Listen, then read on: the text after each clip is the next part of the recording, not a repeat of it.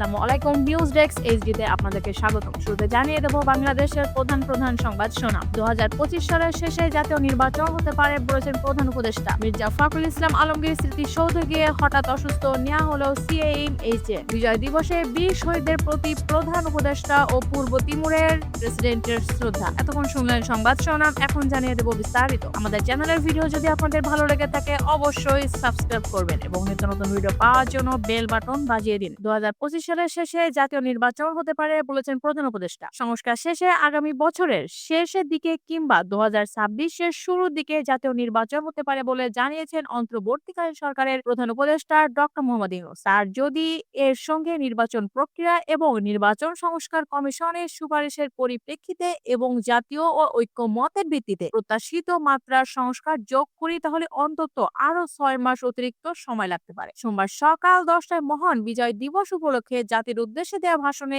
এমন আশাবাদ ব্যক্ত করেন অন্তর্বর্তীকালীন সরকারের প্রধান উপদেষ্টা ডক্টর মোহাম্মদ ইউনূস। গত আগস্ট মাসে দায়িত্ব নেওয়ার পর জাতির উদ্দেশ্যে এটি তার তৃতীয় ভাষণ। প্রধান রাজনৈতিক দলের উদ্দেশ্যে প্রধান উপদেষ্টা বলেছেন, আমি সকল প্রধান সংস্কারগুলো সম্পূর্ণ করে নির্বাচন আয়োজন করার ব্যাপারে বারবার আপনাদের কাছে আবেদন জানিয়ে এসেছি। তবে রাজনৈতিক ঐক্যমতের কারণে আপনাদের যদি অল্প কিছু সংস্কার করে ভোটার তালিকা নির্ভুলভাবে তৈরি করার ভিত্তিতে নির্বাচন সম্পন্ন করতে হয় তাহলে 2025 সালের শেষের দিকে নির্বাচন অনুষ্ঠান হয়তো সম্ভব হবে। আর যদি এর সঙ্গে নির্বাচন প্রক্রিয়া এবং নির্বাচন সংস্কার কমিশনের সুপারিশের পরিপ্রেক্ষিতে এবং জাতীয় ঐক্যমতের ভিত্তিতে প্রত্যাশিত মাত্রার সংস্কার যোগ করি তাহলে অন্তত আরো 6 মাস অতিরিক্ত সময় লাগতে পারে। ডক্টর ইউনূস আরো বলেছেন, আমাদের সংস্কারের যে আকাঙ্ক্ষা সেটি বাস্তবায়নে প্রতিটি কমিশনই আমাদের জন্য গুরুত্বপূর্ণ। তবে নির্বাচন ব্যবস্থা সংস্কার ও সংবিধান সংস্কার কমিশনের কথা আমি একটু আলাদাভাবে বলতে চাই, কেননা এই দুটি কমিশনের সুপারিশের উপর প্রধানত নির্ভর করছে আমাদের আগামী নির্বাচন প্রস্তুতি ও তারিখ। জাতির উদ্দেশ্যে ডক্টর মোহাম্মদ ইউনূস বলেছেন,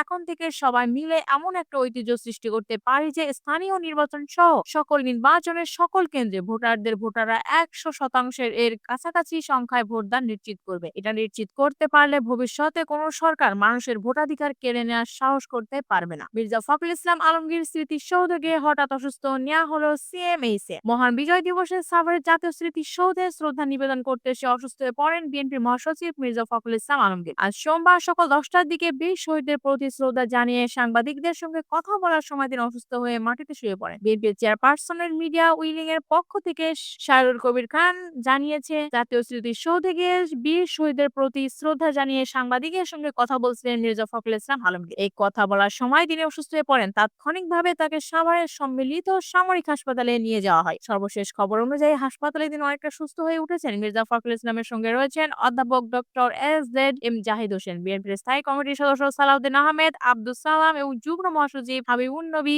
খান সোহেল। সেখানে তাকে ভর্তি করা হয়েছে। বিজয় দিবসে বীর শহীদদের প্রতি প্রধান উপদেষ্টা ও পূর্ব তিমুরের প্রেসিডেন্টের শ্রদ্ধা। মহান বিজয় দিবসে প্রধান উপদেষ্টা অধ্যাপক ডক্টর মোহাম্মদ ইউনূস ও পূর্ব তিমুরের প্রেসিডেন্ট জোসে রামোস হোর্তা সাভারের জাতীয় স্মৃতিসৌধে মহান মুক্তিযুদ্ধের বীর শহীদদের প্রতি গভীর শ্রদ্ধা নিবেদন করেছেন। আজ সোমবার সকাল 7টা 5 মিনিটে দুই নেতা জাতীয় স্মৃতিসৌধের বেদিতে পুষ্পস্তবক অর্পণ করেন। পুষ্পস্তবক অর্পণের পর তারা 1971 সালের মুক্তিযুদ্ধের শহীদদের প্রতি গভীর শ্রদ্ধা জানাতে সেখানে কিছুক্ষণ নীরবে দাঁড়িয়ে থাকে। এ সময় সেনা, নৌ বিমান বাহিনী একটি চৌকস দল রাষ্ট্রীয় সালাম প্রদর্শন করে এবং বিগুলে করুণ সুর বেজে ওঠে। এরপর প্রধান উপদেষ্টা ও পূর্ব তিমুরের প্রেসিডেন্ট সেখানে রাখা দর্শনার্থী বইয়ে সই করেন। এ সময় উপদেষ্টা, 3 বাহিনীর প্রধান, বীর মুক্তিযোদ্ধা, কূটনীতিক, বিভিন্ন উন্নয়ন সহযোগী সংস্থার প্রতিনিধি এবং বেসামরিক ও সামরিক কর্মকর্তারা উপস্থিত ছিলেন।